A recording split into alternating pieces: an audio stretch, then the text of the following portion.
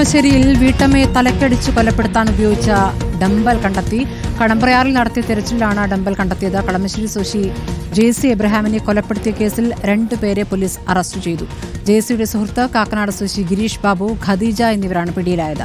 ജെസിയുടെ സ്വർണവും പണവും മോഷ്ടിക്കാനായിരുന്നു കൊലപാതകമെന്ന് പോലീസ് പറയുന്നു. സൈഫിനിസ അലിയാറുണ്ട് വിവരങ്ങളുമായി. സൈഫിനിസ, ഇപ്പോൾ തെളിവ് കണ്ടെത്തിയിരിക്കുകയാണ് പോലീസ്. എന്താണ് ഇപ്പോൾ പ്രതികൾ കുറ്റം സമ്മതിച്ചോ? എന്താണ് വിവരങ്ങൾ?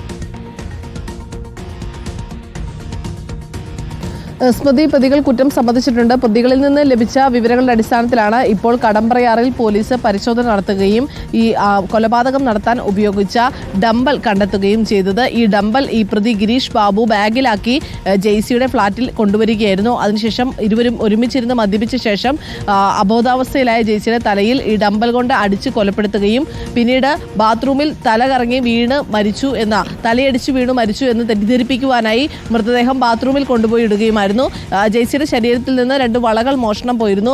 ആദ്യം മോഷണമാണ് എന്ന് പോലീസ് ഒരു സംശയം ഉണ്ടായിരുന്നെങ്കിലും പിന്നീട് ഇൻക്വസ്റ്റ് നടപടികൾ നടത്തിയപ്പോൾ ഈ മുറിവിന്റെ തലയിലേറ്റ മുറിവ് വലിയ ആഴത്തിലുള്ളതാണെന്നും വലിയ ഭാരമുള്ള വസ്തു കൊണ്ട് അടിച്ചുകൊണ്ടുണ്ടായ മുറിവാണ് എന്നും പോലീസിന് മനസ്സിലായി. പോസ്റ്റ്മോർട്ടം റിപ്പോർട്ടും ഇത് സ്ഥിരീകരിക്കുന്നതായിരുന്നു. തുടർന്ന് നടത്തിയ അന്വേഷണത്തിലാണ് ഈ ഒരാഴ്ചയ്ക്കുള്ളിൽ തന്നെ പ്രതികളിലേക്ക് എത്താൻ സാധിച്ചത്. ഈ കൊലപാതകം ആസൂത്രണം ചെയ്തതും നടപ്പിലാക്കിയതുമെല്ലാം തന്നെ ഗിരീഷ് ബാബുവാണ്. പക്ഷേ ഇയാൾക്ക് വേണ്ട സഹായങ്ങളെല്ലാം ചെയ്തു കൊടുത്തത് ഖദീജയാണ് എന്നാണ് പോലീസ് പറയുന്നത്.